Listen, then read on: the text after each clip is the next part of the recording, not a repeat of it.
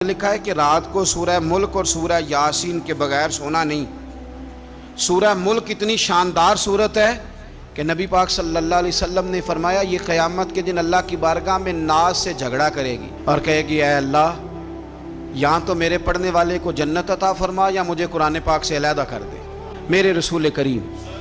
अलैहिस्सलाम ने मोमिन की कब्र का हाल भी बताया। सुनने तिरमिज़ी में सही इब्न हब्बान में हज़रत अबू हुरैरा रज़ियल्लाहु ताला अन्हु बयान करते हैं कि हुज़ूर सल्लल्लाहु अलैहि वसल्लम ने फरमाया जब मैयत को कब्र में रखा जाता है तो उसके पास स्याह रंग वाले और नीली आँखों वाले दो फरिश्ते आते हैं और उसको उठा के बिठाते हैं। बाकी हदीसों में 3 ही सवाल हैं, लेकिन इस हदीस में हुज़ूर ने फरमाया उन्होंने बस मेरे बारे में ही पूछना है, उठा के बस मेरे बारे में